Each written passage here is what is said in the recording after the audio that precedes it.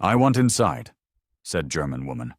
So, black U.S. soldier did it, and the twins came April 23rd, 1945, 3 kilometers west of Magdeburg, Germany. The mortar shell landed close enough that Eva Müller tasted copper and dirt. 26 years old, trained as a field nurse at the Reich Labor Service Hospital in Munich, she pressed herself against the collapsing wall of what had been a farmhouse 6 hours earlier. Around her, the remains of Feldlazarett 312, the Wehrmacht's mobile hospital unit, burned in sections across the muddy field. The Americans were everywhere. Their Sherman tanks rolled through positions that German commanders had sworn would hold for weeks. Eva watched through the smoke as soldiers in olive-drab uniforms moved with mechanical efficiency, clearing buildings, securing prisoners, establishing control over chaos. She had been taught these men were weak. Democracy made men soft, her instructors insisted. The Jews and Negroes who filled their ranks would crumble under pressure. Before you continue listening, please let me know where in the world are you watching from today. Now back to the story. The reality looked nothing like the propaganda. Oberstabsarzt Wilhelm Hoffmann, the senior medical officer, raised a white cloth tied to a wooden splint. His hands shook. The man who had lectured Eva's training class about German superiority now stood with tears cutting tracks through the ash on his face. Eva felt something crack inside her chest. Not fear, something deeper. The entire world she had built her identity around was collapsing faster than the buildings around them. The American soldiers approached cautiously. They shouted in English, their weapons raised but not firing. Eva understood perhaps one word in 5 from her limited school English. She raised her hands slowly, watching as her colleagues did the same. 16 medical personnel, 3 wounded soldiers too injured to evacuate, and Eva, the youngest nurse in the unit, the one who had believed every word. A young American lieutenant, his face streaked with mud and exhaustion, walked through their group. He checked each person quickly, efficiently, no brutality, no random violence. When he reached Eva, he paused. She met his eyes and saw something she did not expect. Not hatred, not contempt, just tired recognition of another human being at war's end. "Medic," he called back in English. "We got medical personnel here, some wounded." The Americans processed them quickly. They searched for weapons, checked identification papers, and separated military personnel from civilians. Eva stood in line, her Red Cross armband clearly visible. She expected interrogation, rough treatment. The propaganda films had shown American soldiers as brutal occupiers who showed no mercy. Instead, an American medic offered her water from his canteen. She stared at it, confused by the gesture. He pushed it toward her again, nodding encouragement. Eva took the canteen with trembling hands and drank. The water was clean. Cold. It tasted like spring water from the mountains, not the chemical-treated liquid they had been rationing for months. Trucks arrived 30 minutes later. The Americans loaded their prisoners efficiently, separating officers from enlisted, medical personnel into a separate vehicle. Eva climbed into the truck bed with 5 other nurses. An American soldier, a Negro corporal whose name tag read Williams, secured the tailgate and sat across from them, his rifle across his knees. Eva had never been this close to a black man before. Nazi racial theory taught that Negroes were subhuman, inferior, dangerous. She studied him carefully, looking for signs of the savagery she had been promised. Instead, she saw a young man, perhaps 20 years old, who looked as tired as she felt. When their eyes met, he smiled slightly and offered a small nod. The truck rolled north toward an American prisoners of war processing camp. Eva watched Germany disappear behind her through the canvas opening. Everything she knew was ending. Everything she believed was about to be tested. April 23, 1945. Late afternoon. Camp Lucky Strike, Normandy, France. The tent city spread across the coastal plains like a temporary nation. 30,000 German prisoners of war waited here for processing, classification, and eventual transfer to camps across Allied-controlled territory. Eva Müller stepped down from the transport truck onto French soil and confronted an impossible reality. The Americans had built a city in months. Row after row of identical tents stretched toward the horizon. Electric lights hung on poles every 50 meters. Water trucks made regular rounds. The organization defied everything Eva had been told about American chaos and inefficiency. This was industrial warfare applied to prisoner management. The scale made her previous understanding of American capacity look like deliberate lies. Sergeant James Harris stood near the processing tent, clipboard in hand, watching the new arrivals. 32 years old, from Atlanta, Georgia, he wore the insignia of the 647th Quartermaster Battalion, one of the segregated Negro units that handled supplies and prisoner management. He had seen 11 months of combat in Europe, from Normandy through the Bulge, and had processed thousands of German prisoners of war. What struck Harris most about the German medical personnel was their confusion. They arrived expecting cruelty and discovered bureaucracy. They feared torture and received medical examinations. The gap between Nazi propaganda and American reality created a psychological shock that Harris witnessed daily in prisoner faces. Eva moved through the processing line in a daze. American soldiers checked her papers, photographed her, issued her a prisoner number, and handed her a Geneva Convention rights card printed in German. The card explained her rights, her entitlements, the complaints procedure. It read like a fantasy compared to what she expected. At the medical examination tent, a female American nurse named Lieutenant Sarah Chen conducted a quick health check. Eva submitted to the examination quietly, her mind racing. The nurse was professional, thorough. She asked questions in careful German about Eva's health history, recent illnesses, and vaccination records. No interrogation, no political questions, just medical concern. "You are thin," Lieutenant Chen said in accented German. "When did you last eat properly?" Eva could not remember. Weeks, perhaps months. German rations had dwindled to near nothing by March. The hospital unit survived on captured supplies and whatever they could scavenge. "We will get you fed," Chen continued. "You will receive the same rations as American soldiers. You will eat better as a prisoner than you did as a soldier." The casual statement landed like a blow. Eva wanted to protest, to deny. But the evidence surrounded her. American soldiers walked past carrying food that German civilians had not seen in years. White bread, fresh fruit, coffee with real sugar. The abundance was not propaganda. It was reality. At the women's section, a separate area housing approximately 200 female German prisoners of war, Eva received her assignment. Tent 14, Bunk 7.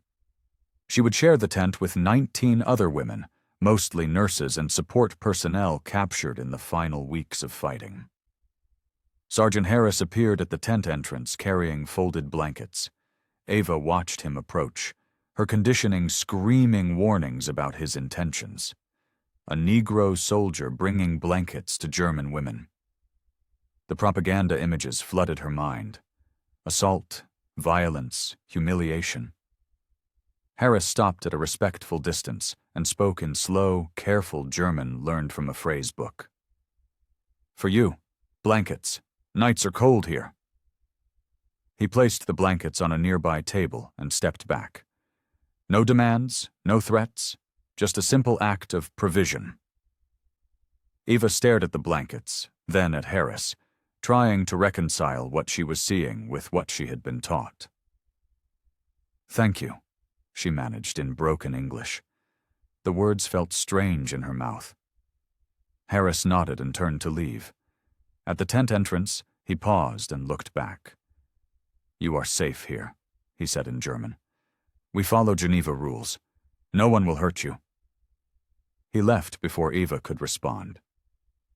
She stood motionless, holding the American blankets, feeling the first cracks form in the ideology that had defined her entire adult life. The blankets were thick, warm, better quality than anything the Wehrmacht had issued to its own soldiers in months. That night, wrapped in American blankets, Eva lay awake listening to the camp sounds, generators humming, guards making rounds, women crying softly in nearby bunks. And underneath it all, the quiet terror of realizing that everything she had believed might be wrong. April 25th, 1945. 2 a.m. Camp Lucky Strike. Eva Miller woke to pain that felt like her body was tearing itself apart. She had hidden her pregnancy for 3 months, through the collapse of the hospital unit, through capture, through processing. She had worn loose clothing, avoided medical questions, and prayed the Americans would not discover her condition before she figured out what to do. The secret was about to end. Her water broke at 2:15. The wetness spread across her bunk in the darkness. Eva bit down on her blanket to stifle the scream building in her throat. The contractions were coming too fast, too intense. Something was wrong. She knew enough from her nursing training to recognize that this labor was not progressing normally. She needed help. Real medical help. But asking meant revealing everything. The pregnancy, the father, the impossible complications of carrying a child in the final months of Germany's collapse. Eva had not told anyone because there was no good answer. The father was dead. Killed in a Soviet artillery barrage outside Berlin in March. They had not been married. The relationship violated multiple military regulations. Another contraction hit. Eva gasped and pressed her hand against her mouth. Around her, 18 women slept in various states of exhaustion. No one stirred. The pain built until Eva could not distinguish her body from the agony consuming it.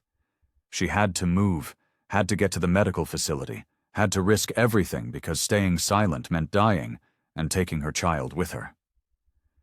Eva stumbled from her bunk, clutching her stomach. The April night was cold.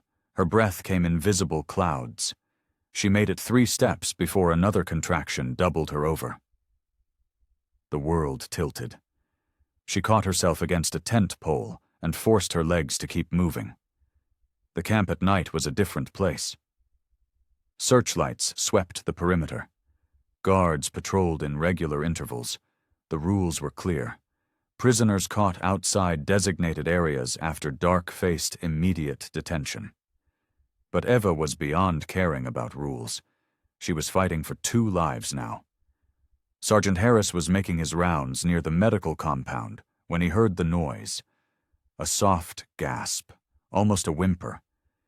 He turned and saw a figure collapsed against the fence, separating the women's area from the main camp. His hand went to his flashlight. The beam caught Eva's face. Harris recognized her immediately. The young nurse who had accepted the blankets 2 nights earlier. But something was desperately wrong. She was doubled over, her face twisted in pain, one hand pressed against the fence for support. Harris moved quickly. "Medical emergency," he called to the nearest guard post. "Get the duty doctor, now." He reached Eva and immediately understood. The way she held her stomach. The way her breathing came in short, desperate gasps. This was not illness. This was childbirth. "I want inside," Eva managed in broken English, gesturing towards the medical facility. "Please, I want inside." Harris did not hesitate. He unlocked the gate and supported Eva's weight as another contraction hit. "So you will be," he said firmly. "You will get help." He half carried her toward the medical tent, shouting orders as he moved. Within minutes, the camp's medical staff mobilized. Lieutenant Chen appeared, still tying her robe, her professional instincts overriding her shock at the situation. "How long?" Chen asked, already guiding Eva onto an examination table. 3 months I hide it," Eva gasped in German. "The pain is wrong. Something is wrong." Chen's examination took less than 30 seconds. Her face went pale. "Twins," she said quietly. "Breech presentation. We need the doctor immediately." Captain Robert Mills, the camp's chief medical officer, arrived within minutes. 48 years old, a civilian obstetrician from Philadelphia before the war, he had delivered hundreds of babies in his practice. But this delivery, in a prisoners of war camp, with a German nurse who had hidden her pregnancy, carried complications beyond the medical. "Let us work," Mills said calmly to Harris. "You did good getting her here. Wait outside." Harris stepped back but did not leave. Something about Eva's desperation, her courage in asking for help despite everything she must have feared, held him there. He had seen too much of this war, too much death. The chance to witness life beginning felt important. April 25th, 1945. 3:30 in the morning. Camp Lucky Strike Medical Facility. Captain Mills worked with the concentrated efficiency of a man who understood that time was the enemy. Lieutenant Chen assisted, her hands steady despite the unusual circumstances. Eva Müller lay on the examination table, her body racked by contractions that came too fast and too hard for a normal delivery. The first twin was breech. Feet first. The position made delivery dangerous for both mother and child. In a civilian hospital with modern equipment, Mills would have recommended immediate surgery. In a military field hospital treating an enemy prisoner of war, his options were limited to skill and prayer. "Eva," Mills said in careful German, "I need you to listen. The first baby is turned wrong. This will be difficult, but I have done this before. You must trust me." Eva nodded, too exhausted to speak. The pain had moved beyond description into a realm where her body was no longer hers. She existed only as a vessel for the life trying to enter the world. Outside the tent, word spread through the camp's night staff. A German prisoner was giving birth. Twins. The news traveled with the strange electricity that unusual events generate in military life. Soldiers found excuses to pass near the medical facility. Not to gawk, but out of a curious human need to witness something other than destruction. Private Samuel Carter, a 23-year-old cook from Detroit, stood near the supply tent organizing morning rations. He had seen Harris carrying the German woman toward medical, and felt compelled to stay nearby. Carter had a daughter back home, 3 years old. He had not seen her in 18 months. The thought of childbirth, even enemy childbirth, connected him to something beyond war. At 4:15, the first child entered the world. A boy. Small. Too small. Mills worked quickly, clearing the infant's airway, stimulating breathing. For 10 seconds, that felt like hours. The baby was silent. Then came the cry. Thin, weak, but unmistakably alive. Lieutenant Chen wrapped the infant in clean blankets and placed him in a warming box, improvised from a wooden crate, and heated water bottles. The American military brought supplies for everything, including births they had not anticipated. "One more," Mills told Eva. "You are doing well. One more." The second twin came easier. A girl, larger than her brother. She announced her arrival with a lusty cry that brought smiles to every face in the medical tent. Chen wrapped her carefully and placed her beside her brother. Eva, exhausted beyond comprehension, tried to sit up. "My babies," she whispered in German. "Are they living?" "Yes," Chen said gently, bringing the infants close so Eva could see them. A boy and a girl, small but strong. They are fighters like their mother. Eva looked at her children and felt something break and heal simultaneously inside her chest. These tiny lives, born in an enemy camp to a mother with no future, represented both hope and impossible complication. What would happen to them? What would happen to her? Harris entered the tent after Mills gave permission. He looked at the 3 lives on the table: the German nurse who had begged for help, and the twins who had entered the world in the strangest of circumstances. Something in the scene moved him deeply. "Congratulations," he said in German, the phrasebook word coming out carefully. "Your children are beautiful." Eva met his eyes. For the first time since capture, she felt something other than fear or confusion when looking at an American soldier. She felt gratitude. This man had saved her life and her children's lives by simply choosing to help when he could have looked away. "Thank you," she said in English. Then, in German, "I do not understand why you help me. I am enemy." Harris considered the question. He thought about Atlanta, about segregation, about fighting for a country that treated him as less than human while demanding he risk his life for freedom, about the complexity of being a black soldier in a white man's army liberating white Europeans from oppression while his own people faced oppression back home. "You are not my enemy," he finally said in careful German. "You are a mother. That is enough." The simplicity of the statement cut through years of propaganda on both sides. Eva felt tears on her face. Not from pain this time. From the sudden recognition that mercy existed where she had been taught only cruelty lived. Mills checked both infants again. "They need careful monitoring for the next 48 hours, he told Chen. "Premature twins, keep them warm. Feed them every 2 hours. Watch for breathing problems." Then he turned to Eva. "You did well.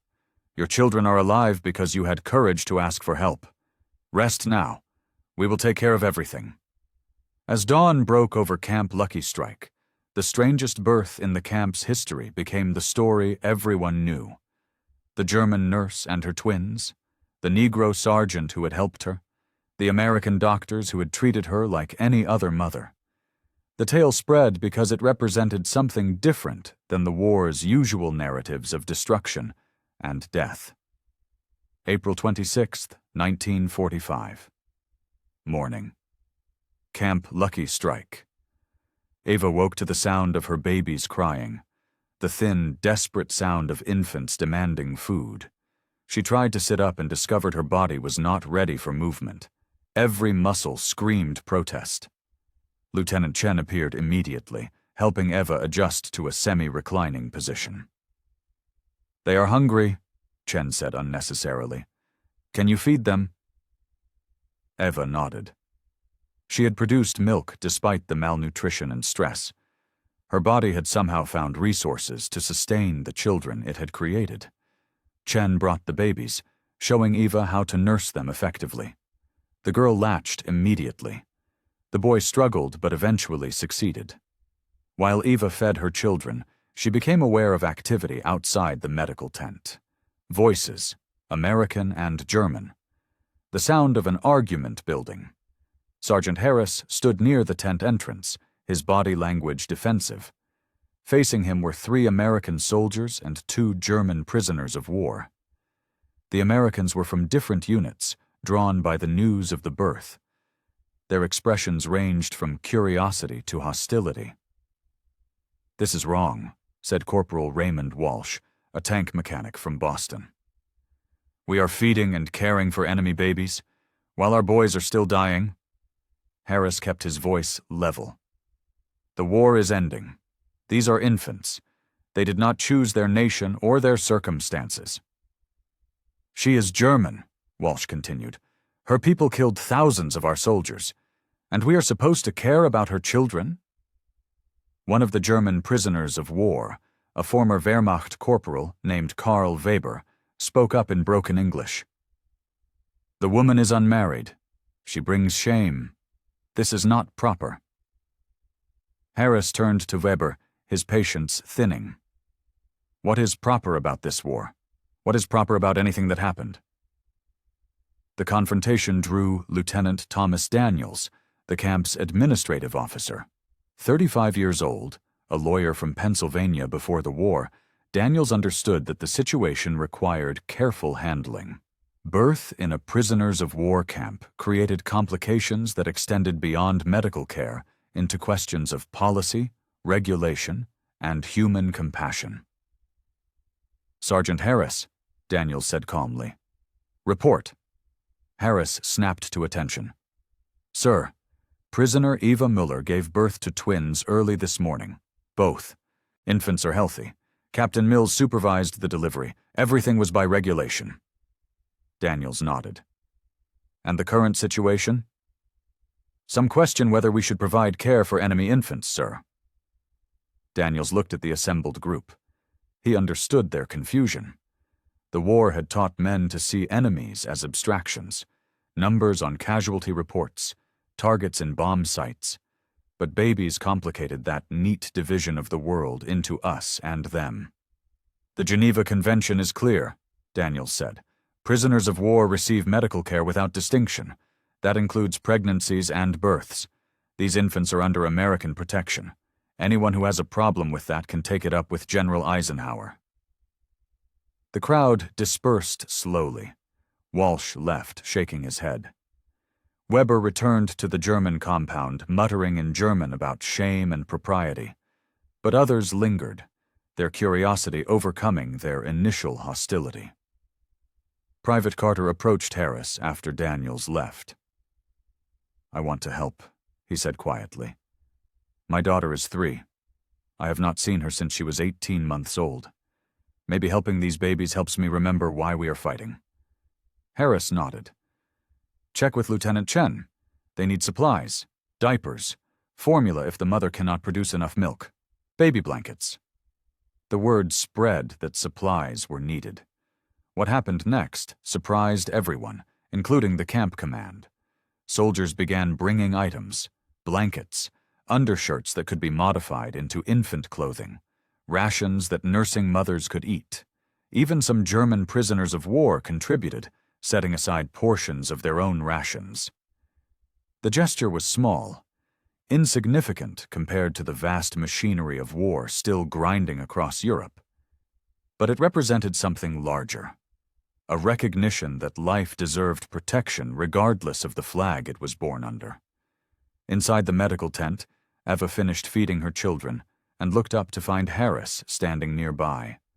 He held a small wooden box that he had carved during his off hours. Simple, functional, a cradle that could hold both infants. "For your babies," he said in German, "so they can sleep together."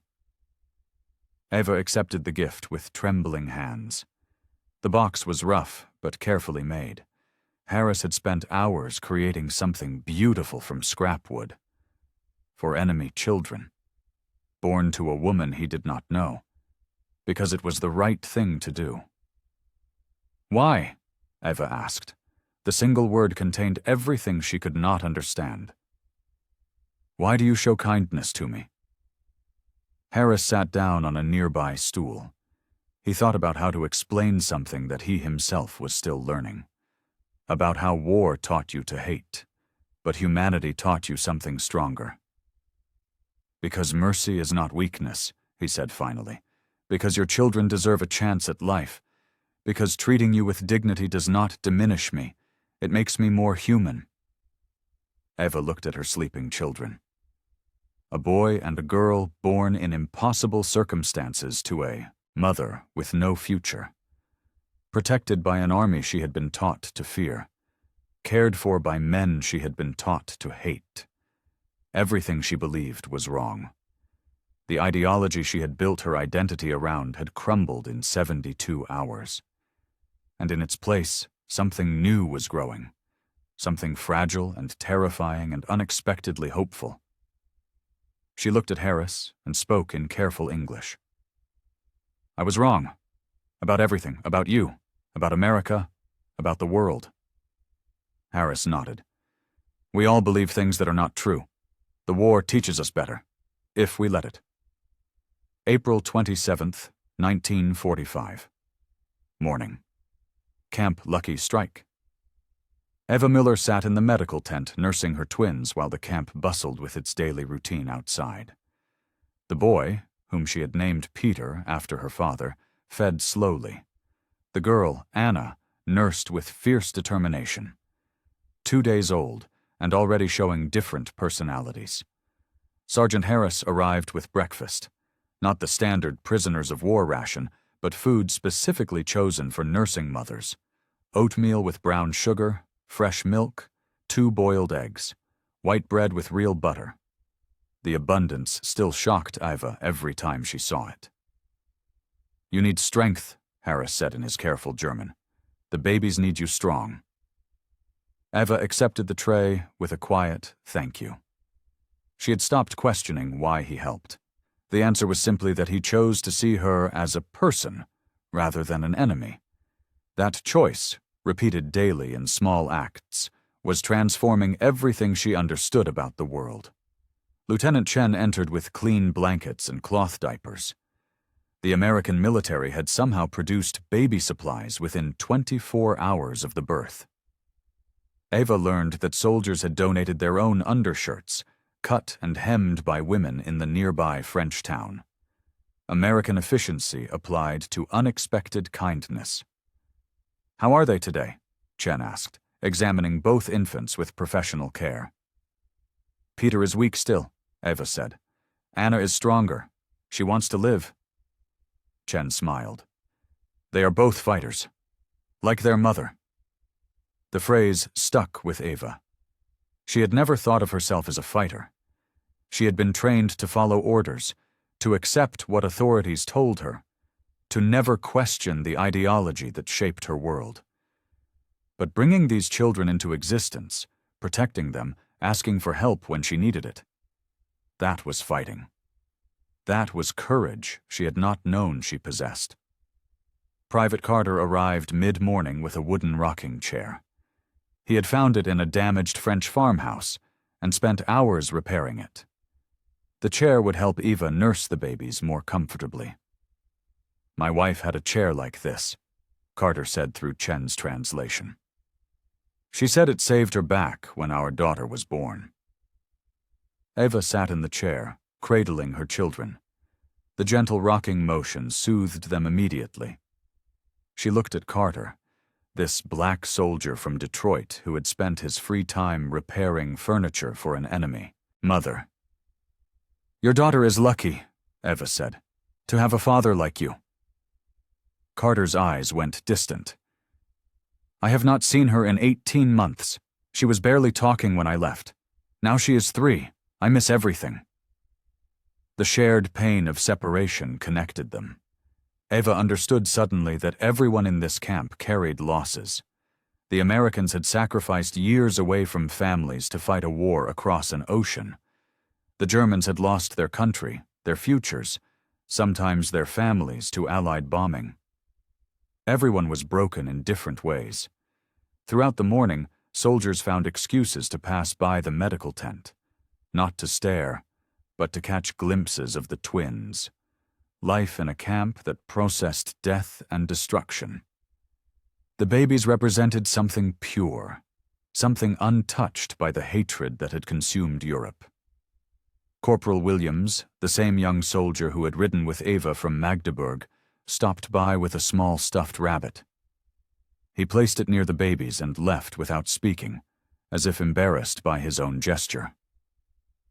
By afternoon, Eva had received 3 more toys, 4 hand-knitted blankets from French women in the nearby town, and a basket of fresh fruit from the officers' mess. The generosity overwhelmed her. These people owed her nothing. She was their enemy. Yet they treated her newborns with a tenderness that shattered every propaganda lesson about American brutality. Harris returned at dinner time with more food.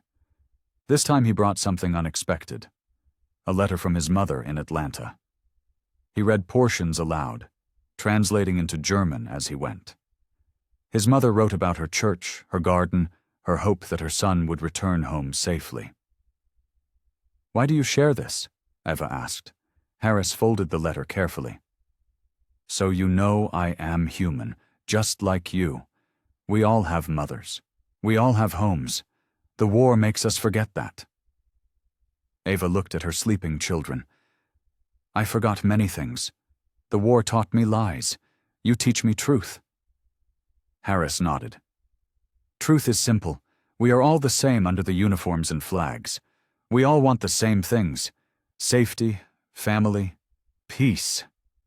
That night, as Eva rocked her twins in Carter's repaired chair, she felt the last remnants of her Nazi indoctrination crumble.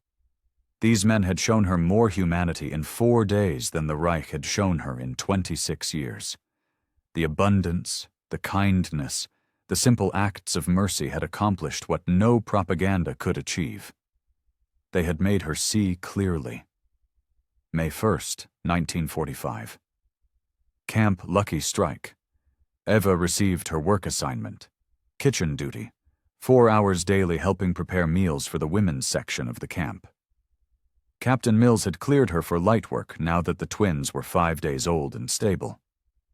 Lieutenant Chen would watch Peter and Anna during Eva's shifts.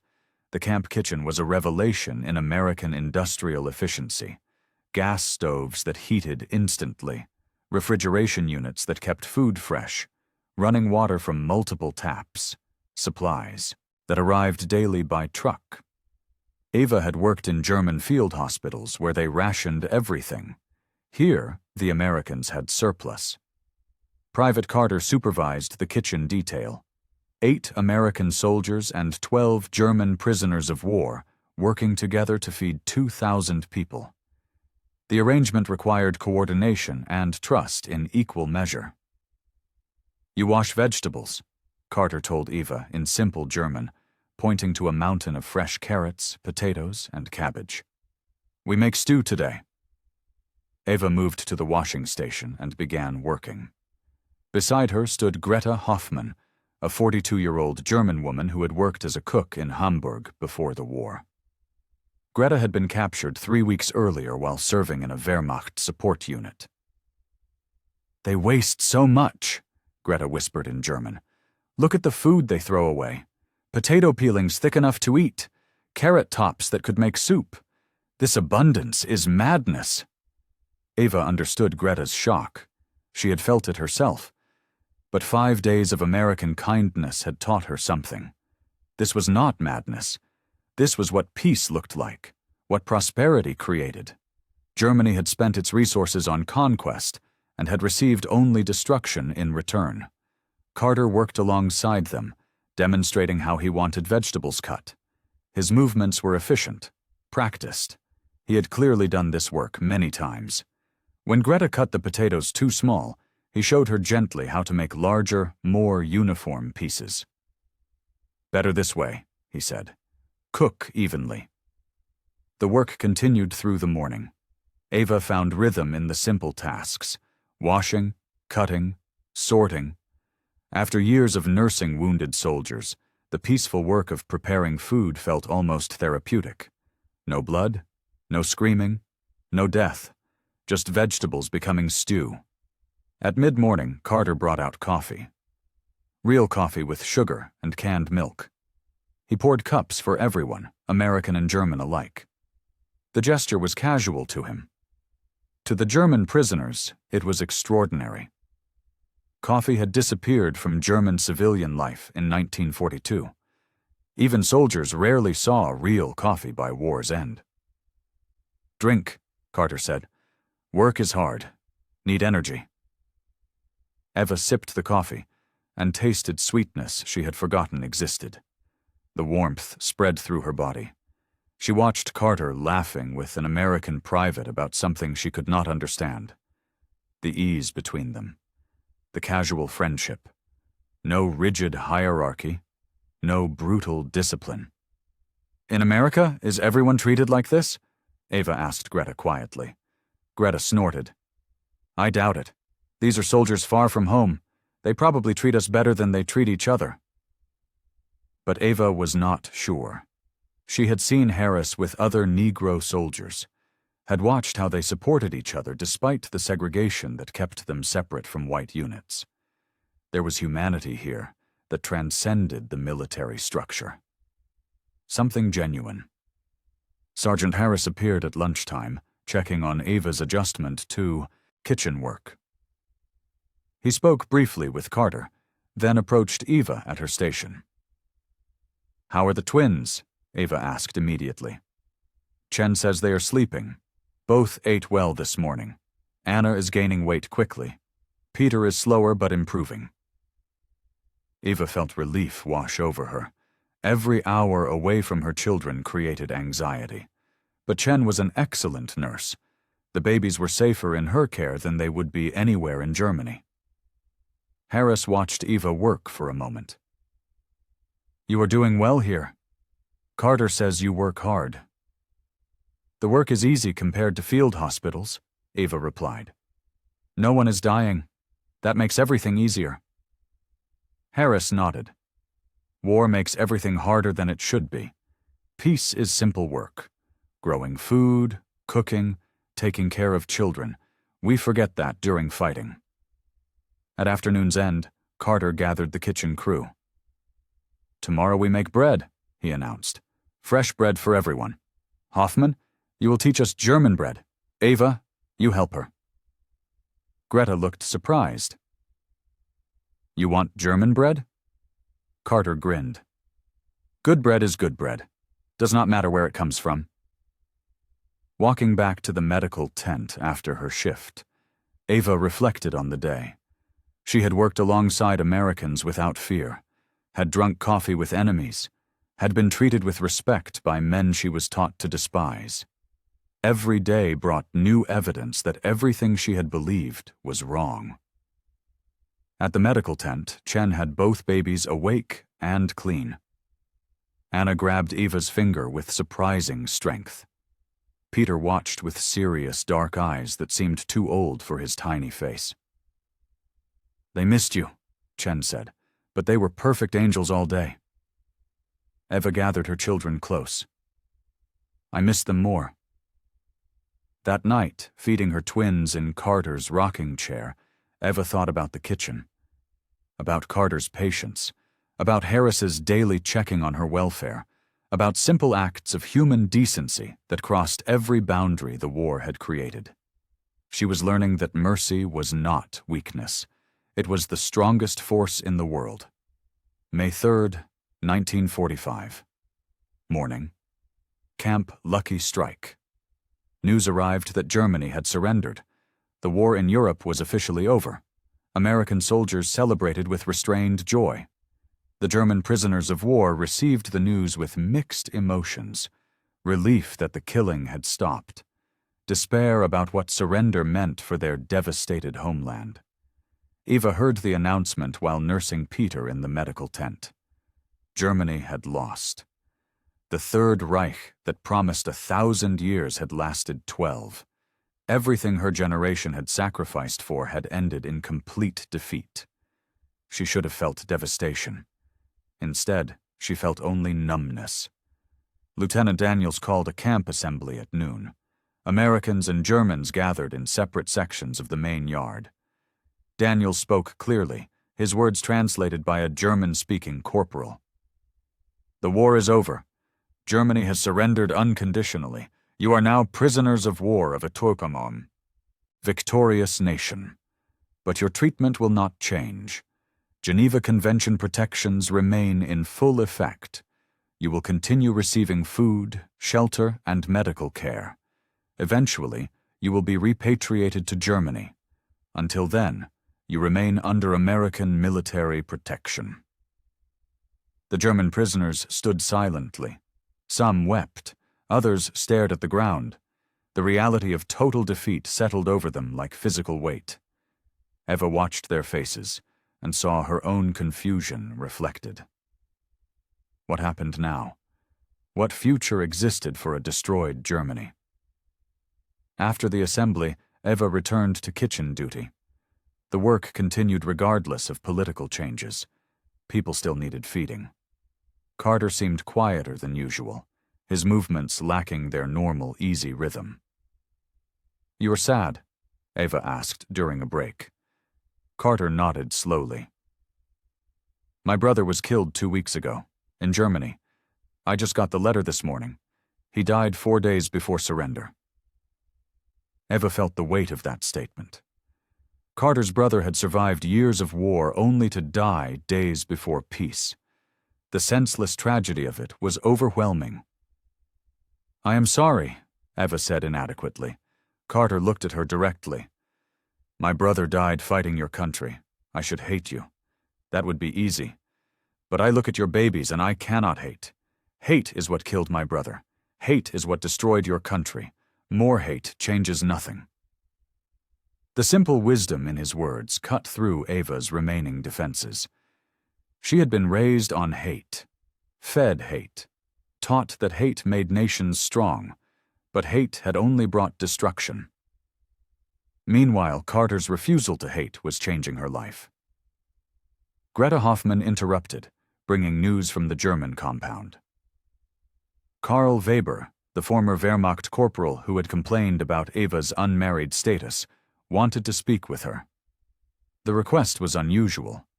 German and American prisoners rarely interacted except during supervised work details. Lieutenant Daniels approved a brief meeting in the administrative tent. Weber arrived looking thinner than Eva remembered. The surrender had hit him hard. He sat across from Eva, his hands folded on the table. "I was wrong about you," Weber said without preamble. "When your babies were born, I said you brought shame. I believed the party teachings about racial purity and proper German behavior. But watching these Americans treat you with dignity, while we Germans judged you, I understood something. We were the ones who had no dignity. Not you." Eva did not know how to respond. Weber continued. "I have a daughter in Munich. She is 7 years old. I have not seen her in 2 years. When I think about your babies, I think about her. I hope that if she needs help, someone shows her mercy, even if that someone is an enemy." The conversation lasted only 10 minutes, but it represented a transformation as profound as Eva's own. Weber was questioning everything: the propaganda, the ideology, the hate. Defeat had cracked open space for doubt, and doubt was letting new understanding grow. That evening, Harris brought news. "Command is organizing long-term housing for prisoners of war with special circumstances. You and the twins will be moved to a facility better equipped for children. More space, better medical support." Eva felt panic rise. "When? Where?" 2 weeks. A camp in Belgium specifically for women and children. It is designed for families. The twins will have better care there." Logically, Eva understood this was good news. But emotionally, the thought of leaving this camp, these people who had saved her life, felt terrifying. Harris had become her protector. Carter had become her friend. Chen had become her medical guide. The idea of starting over with strangers was overwhelming. "You will be safe there," Harris assured her. "And well treated. The war is over. Things will get better now." But Eva was not certain. Germany lay in ruins. Her parents were possibly dead. Her city was destroyed.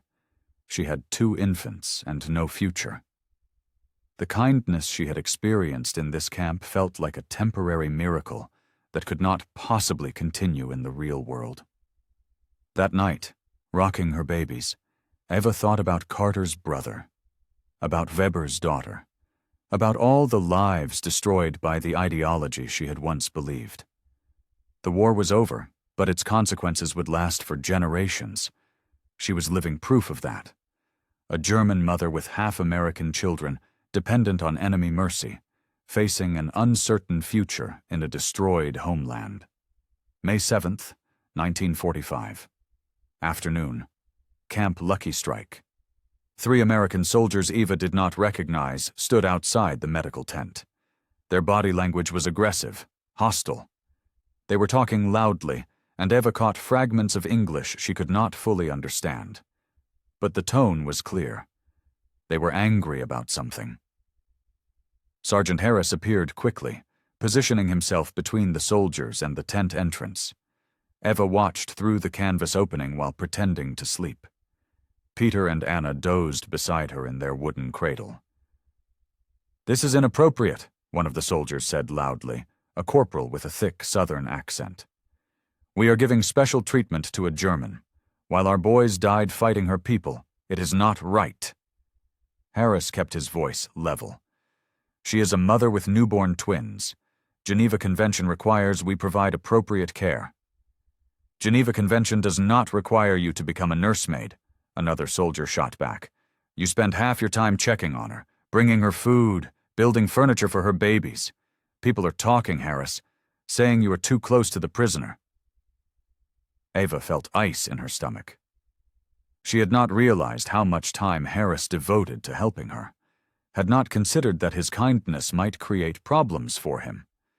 The American military was segregated. A Negro sergeant showing compassion to a German prisoner probably violated unspoken rules about proper behavior. "My duties include prisoner welfare," Harris replied calmly. "I am performing those duties as ordered." "No one ordered you to carve baby furniture," the corporal said. "No one ordered you to visit her 3 times daily. You are making the rest of us look bad, making it seem like we should care about every German who gets captured." Lieutenant Daniels arrived before the confrontation escalated further. "What is happening here?" The 3 soldiers snapped to attention. Daniels listened to their complaints with an unreadable expression. When they finished, he was quiet for a long moment. "Sergeant Harris," Daniels finally said, "have you neglected any of your assigned duties to provide care for prisoner Miller?" "No, sir," Harris replied. "Have you violated any regulations regarding prisoner treatment?" "No, sir."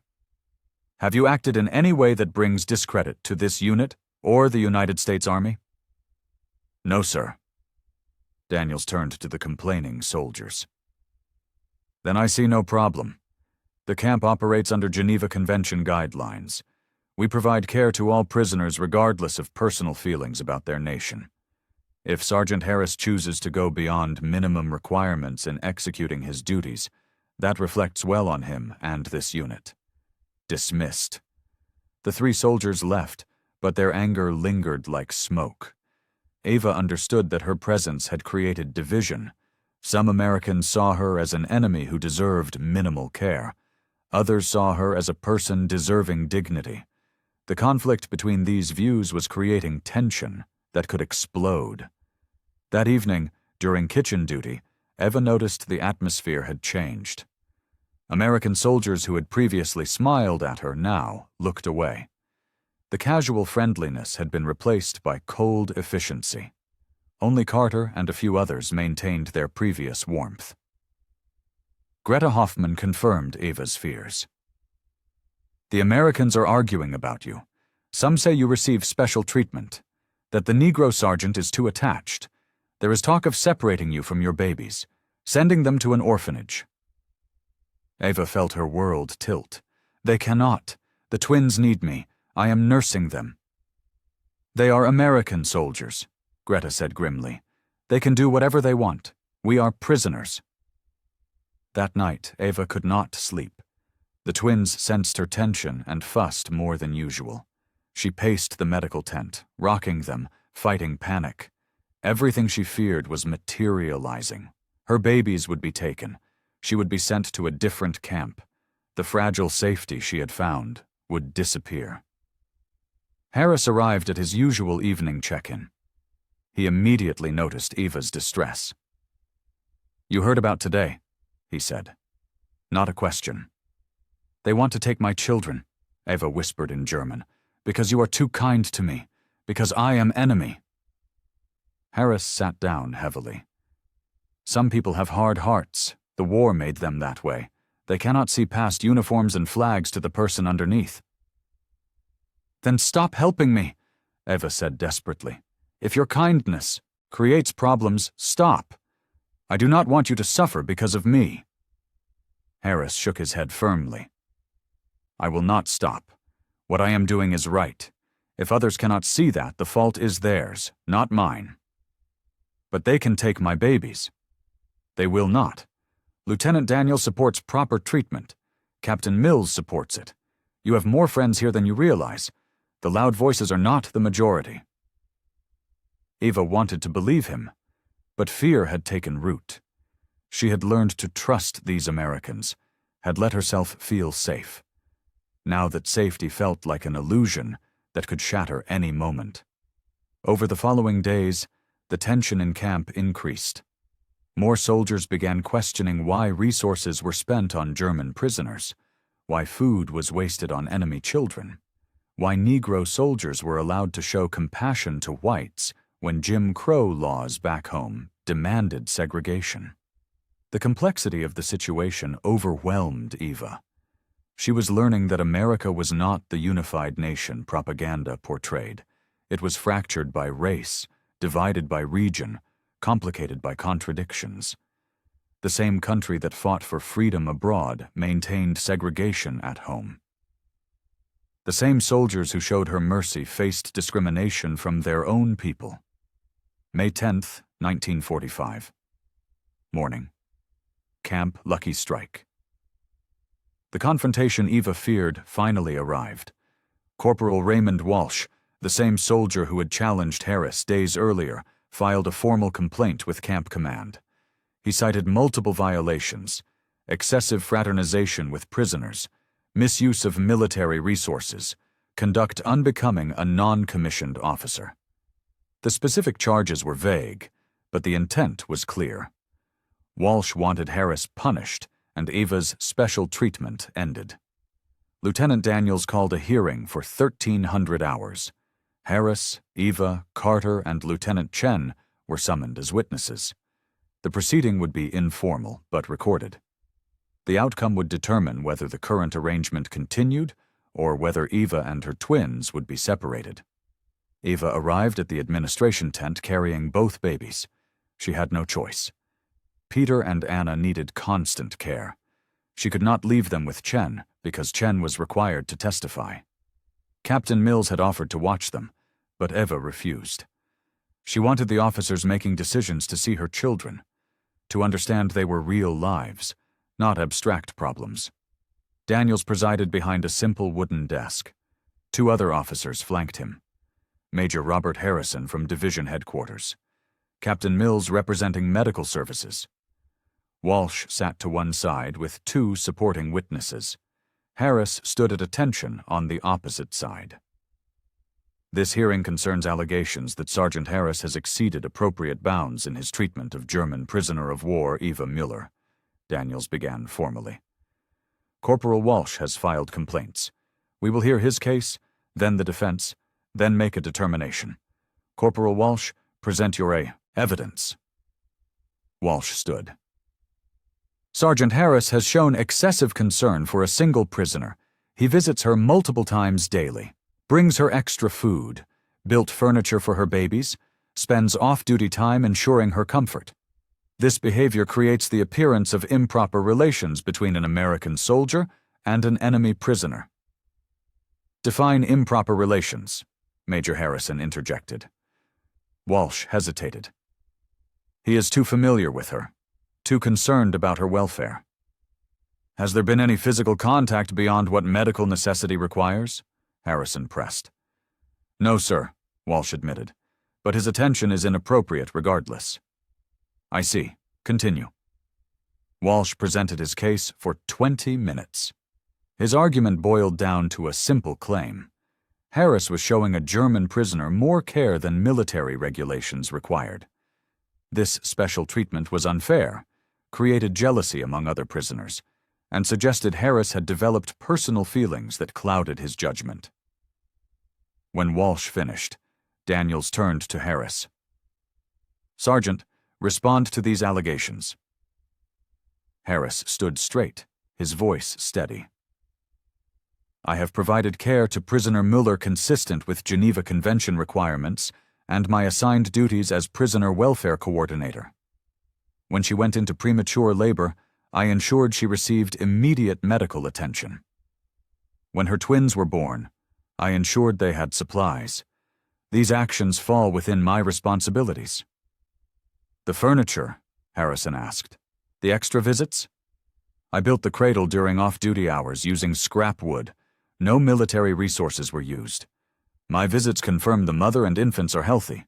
Medical staff requested regular checks due to the twins being premature." Captain Mills spoke up.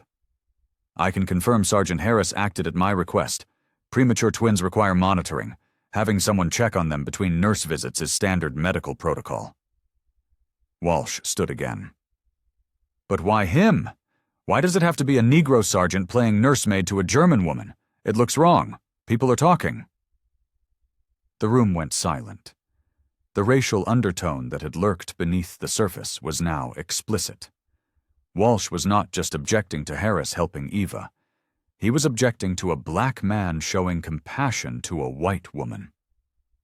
Harris's jaw tightened, but he remained silent. Major Harrison leaned forward.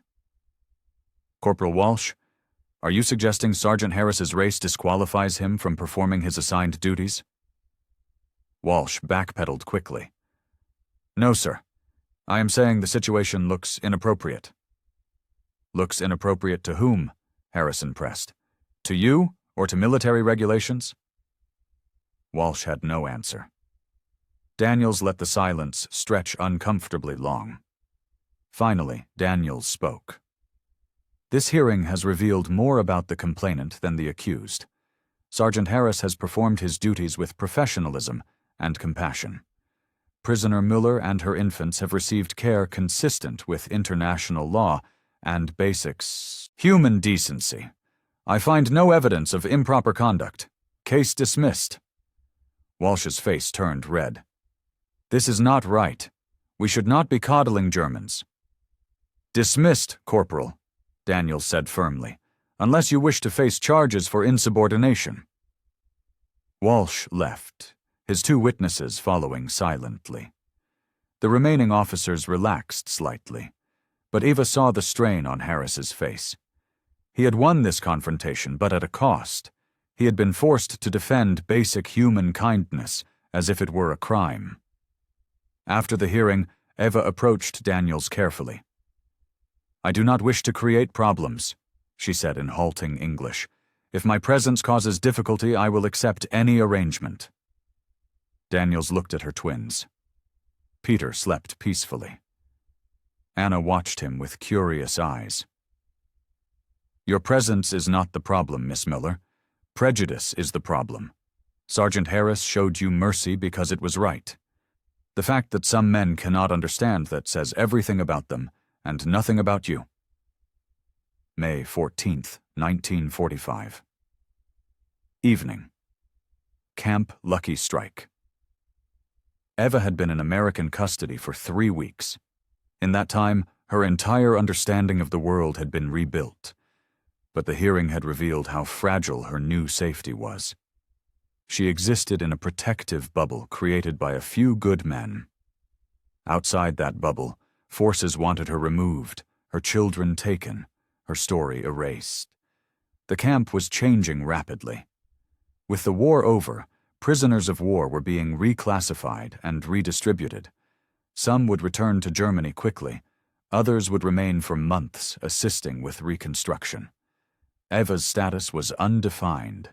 A German mother with infant half-American twins. No family, no home, no clear place in the post-war world.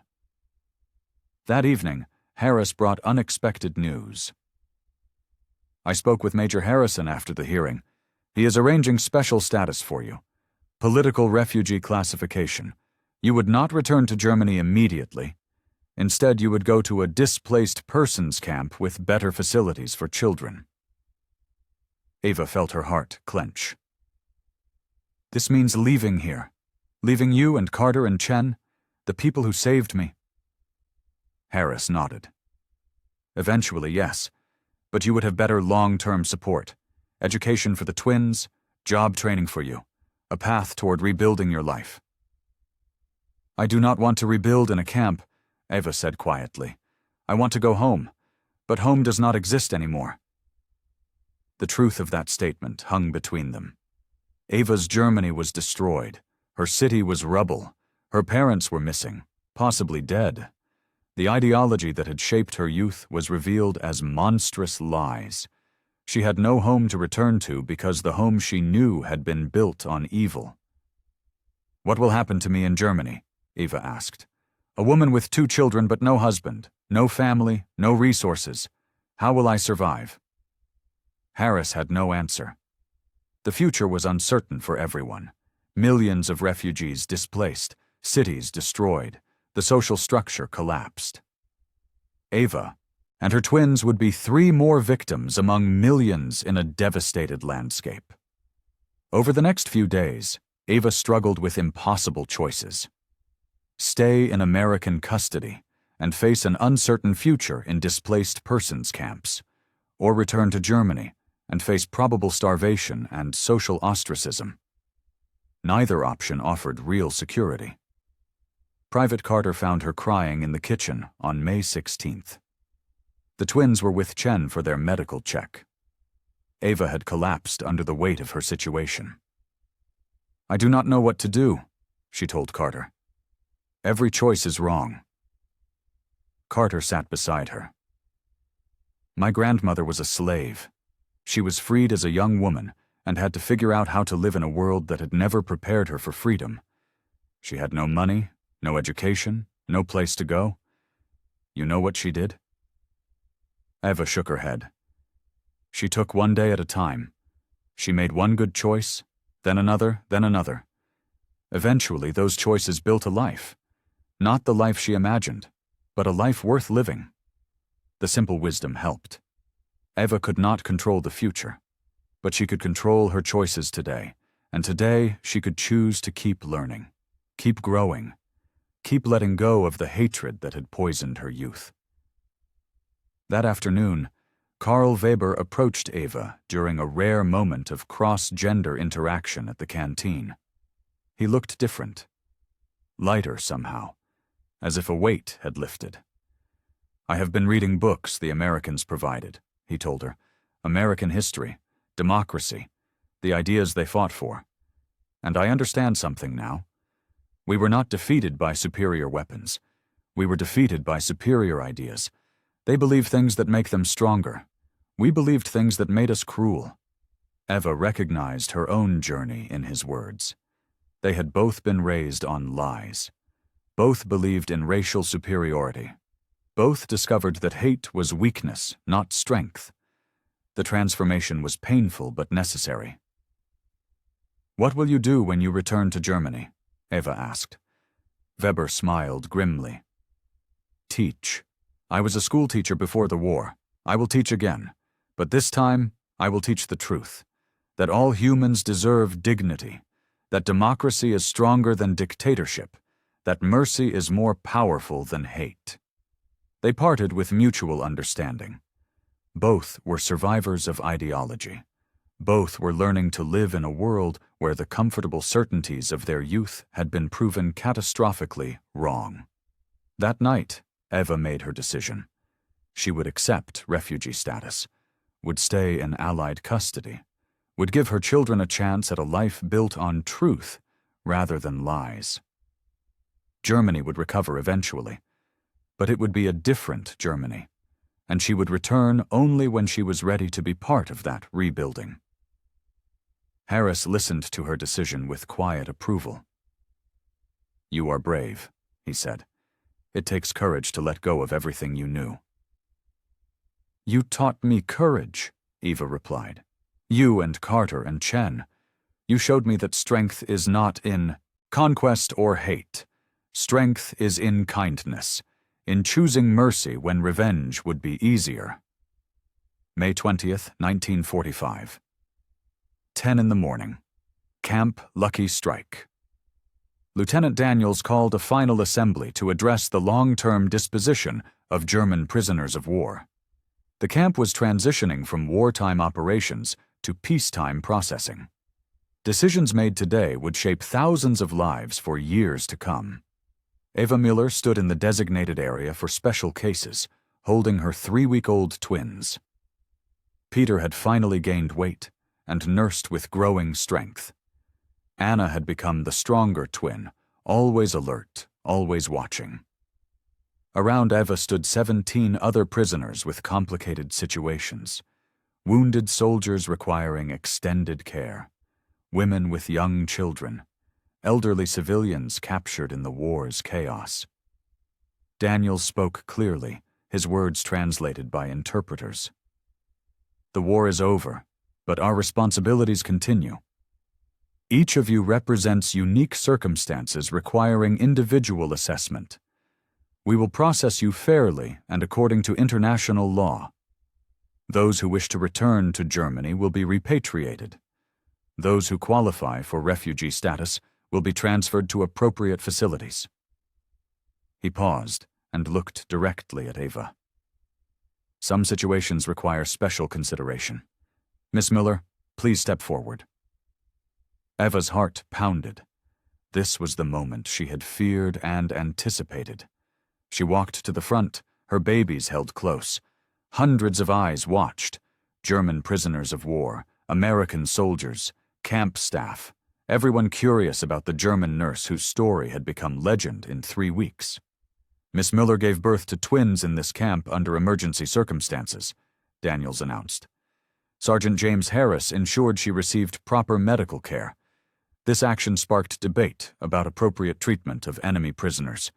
Today we address that debate publicly. Corporal Walsh stood among the assembled soldiers, his face tight with disapproval. Several others shared his expression, but Eva also saw Carter, Chen, Mills, and dozens of soldiers who had contributed blankets, toys, and kindness to her children. Daniels continued. I have reviewed all complaints and recommendations regarding Miss Miller's case. I consulted with Division Command, medical staff, and legal advisors. My decision is as follows. The silence was absolute. Eva felt Anna squirm against her chest. Peter slept peacefully, unaware that his future was being decided. Miss Miller will be granted special refugee status, Daniels declared. She and her children will be transferred to a displaced persons facility in Belgium designed for families. She will receive medical care, vocational training, and support for her children until such time as she chooses to return to Germany or pursue alternative arrangements. Relief flooded through Eva. Her children would not be taken. She would not be sent back to a destroyed homeland without resources. The American CIU system, for all its complexity and contradictions, had chosen mercy. Furthermore, Daniels added, I want to address the complaints filed against Sergeant Harris. His actions throughout this situation have been exemplary. He demonstrated the values this nation fought for: compassion, dignity, justice. Any soldier who cannot understand that protecting innocent life is our highest duty needs to reconsider why they wear this uniform. The words landed like artillery on Walsh and his supporters. Several shifted uncomfortably, but others stood straighter, pride evident in their postures. Harris remained at attention, his face carefully neutral. Daniels dismissed the assembly. As people dispersed, Eva approached the lieutenant with trembling legs. Thank you, she managed in English. You saved my children. Sergeant Harris saved your children, Daniels corrected gently. I just had the sense to recognize what was right. Harris appeared beside them. For a moment, no one spoke. Then Eva did something that shocked everyone watching. She extended her hand to Harris in formal gratitude. In Nazi Germany, such a gesture between a white woman and a black man would have meant arrest. Here, it meant recognition of shared humanity. Harris shook her hand firmly. You take care of those babies. Raise them to be better than this war made us. I will teach them about you, Eva promised. About Carter and Chen and Daniels, about Americans who showed enemy mother mercy when they could have shown hate. Over the following week, Eva prepared for transfer. The Belgian displaced persons camp offered better long-term facilities, schools for children, job training, a path toward rebuilding life from war's ruins. But leaving Camp Lucky Strike meant leaving the people who had transformed her understanding of the world. On May 27, 1945, Ava stood beside a transport truck with her twins, saying goodbye. Carter brought her a final gift, a photograph he had taken of Eva with Peter and Anna, Harris standing beside them. The image captured something unprecedented. A German mother and Negro sergeant, former enemies, united in protecting innocent life. "So you remember," Carter said simply. Chen hugged Eva carefully, mindful of the babies. "You are strong. You will build a good life for them." Harris was last. He looked at the twins one final time. Peter awake and curious, Anna already drowsy. "They are beautiful children. They deserve a beautiful world. Maybe their generation will build it." Eva felt tears on her face. "You taught me that mercy is not weakness, that kindness is strength, that people are not defined by flags or race, but by choices. I will teach my children these truths." The truck rolled away from Camp Lucky Strike at noon. Ava watched through the canvas opening as the camp disappeared behind her. She was leaving the place where she had given birth, where she had learned to see clearly, where enemies had become family through the simple act of choosing compassion over hate. She looked at her sleeping children and made a silent promise. She would raise them to honor the men who had saved their lives, would teach them that humanity transcended nationality, would ensure they understood that the greatest victory was not in conquest but in mercy. The war was over. The rebuilding was beginning. And Ava Müller, former Nazi nurse, now mother of twins, carried forward a story of redemption that proved even the darkest hatred could be transformed by the light of human kindness. The twins came into a broken world, but they came surrounded by proof that broken things could heal, that enemies could become family, that mercy was the strongest force in the universe. I hope you like this story. Please share what's your favorite part of the story and where in the world you are watching from. Have a wonderful day.